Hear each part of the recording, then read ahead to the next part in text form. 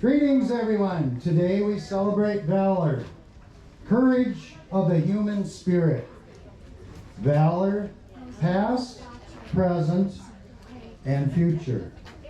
Today we bridge the decades. We'll boldly, briskly begin. The past speaks to us today.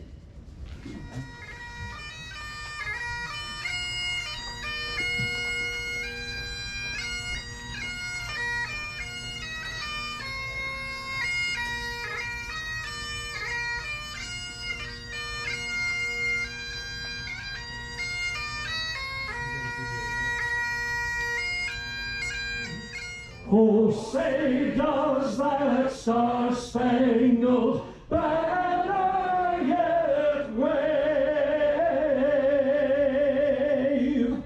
o'er the land of the free and the home of the brave?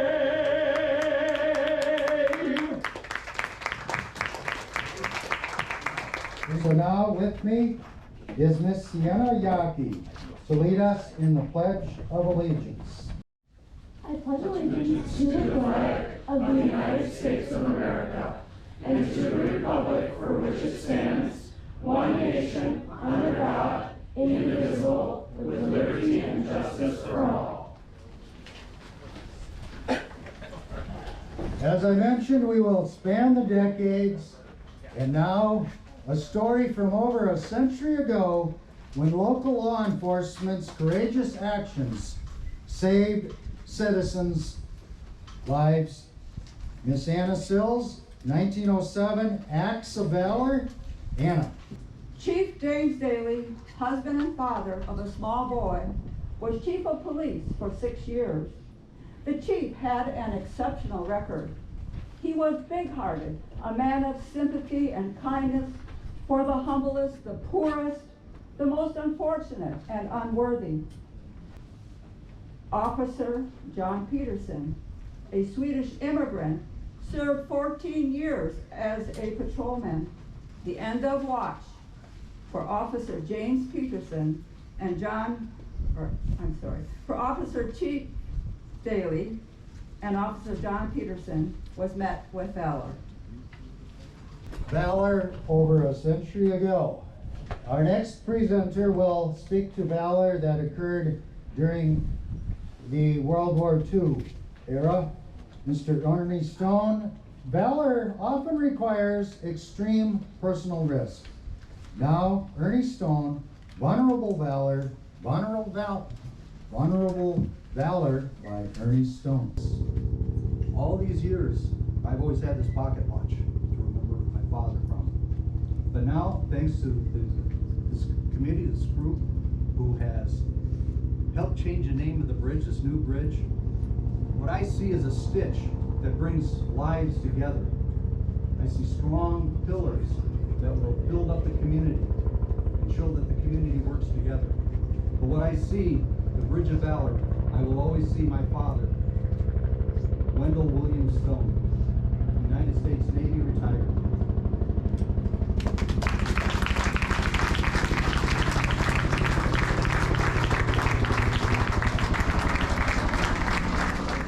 Ride in the chariot in the morning, Lord. I'm gonna ride in the chariot in the morning, Lord. I'm getting ready for the judgment day. My Lord, my Lord. Are you ready, my sister? Oh, yeah. Are you ready for the journey? Oh, yeah. Want to see your Jesus? Oh, yes. I'm waiting for the chariot 'cause I'm ready to go. Parents and siblings feel loss and carry precious memories.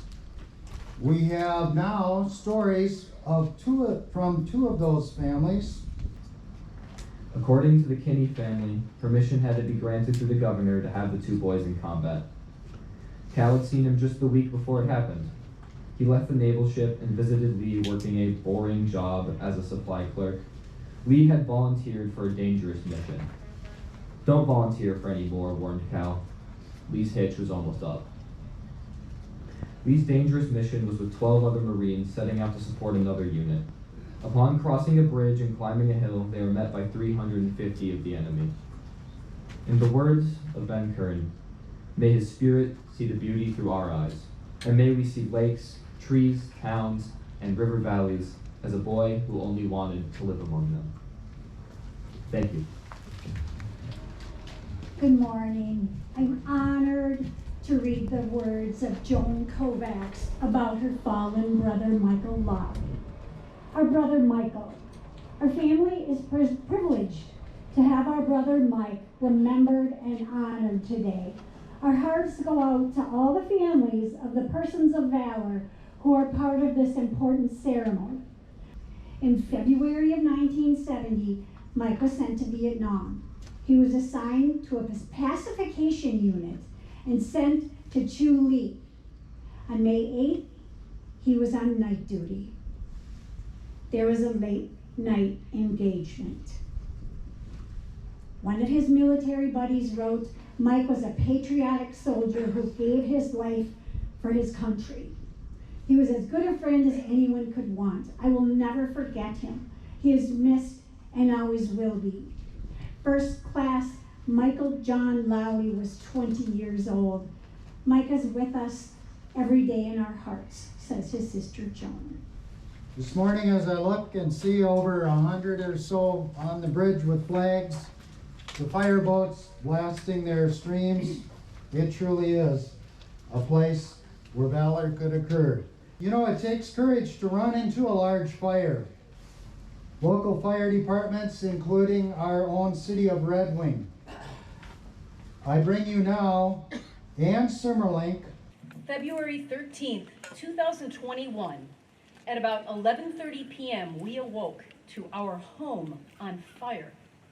Within just a few hours, our brand new, beautiful home, the one we hoped for, dreamed of, designed and built all ourselves over the previous 3 years, was gone. This is a tragedy that you as a person, as a family, never think you will go through. It is unimaginable and indescribable. That frigidly cold night is one we will never forget, and we are sure that many of the firefighters on scene never will either. Witnessing all that the firefighters did for our family firsthand is so very humbling. Some of those heroes we knew before our fire, some we met the night of and in the time following the fire. Some new friendships and relationships have even been formed from this tragedy, and there are some we may cross on the street in our beautiful little town and never know that they may have been involved that evening and the impact they made on our lives that night. We will forever be thankful for each and every courageous hero who was involved. Now, a few remarks about how grassroots citizenship involvement helped establish the bridge's name by Representative Barb Haley. For 70 years, the bridge spanning the Mississippi River between Red Wing and Hager City carried the name of the 34th President of the United States and the former Supreme Commander of the Allied forces in Europe during World War II.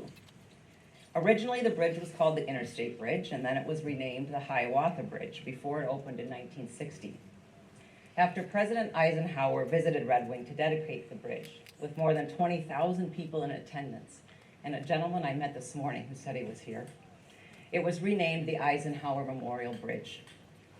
My involvement in this project actually started in 2017, nearly 5 years ago, when the planning for the new bridge was in process and the local residents began asking about the name for the new bridge.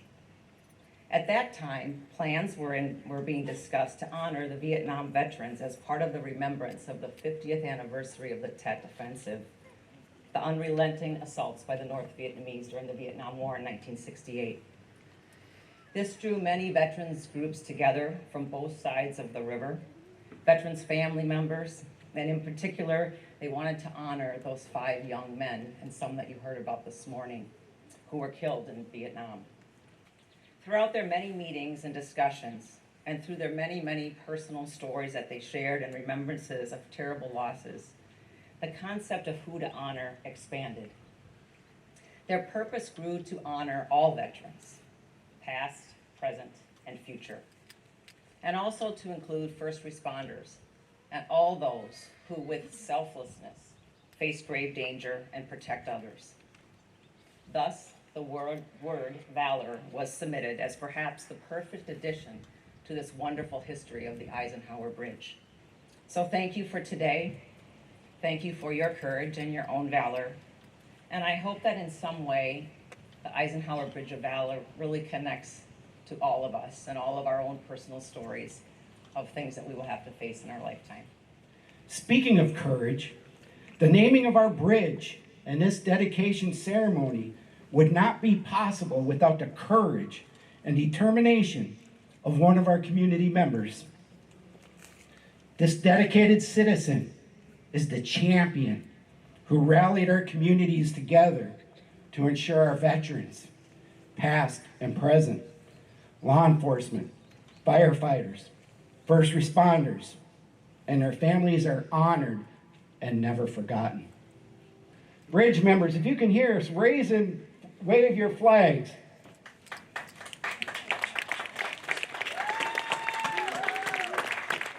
We witnessed her energy and passion firsthand and know for a fact the naming of the Eisenhower Bridge of Valor is a direct result of her efforts.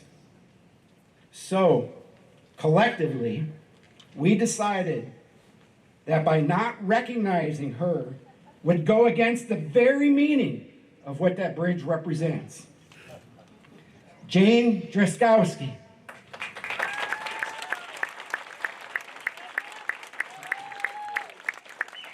Would you please consider accepting our sincere thank you and appreciation for being the driving force of this monumental initiative?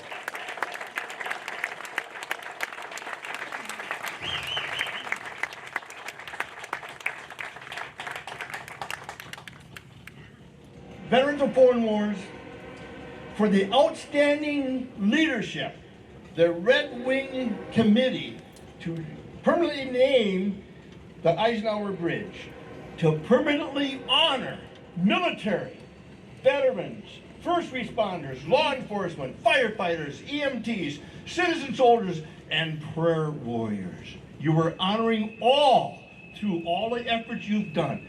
God bless each and every one of you. You are such an inspiration. And then go forth, reflect upon this day, and enjoy this day. Color guard.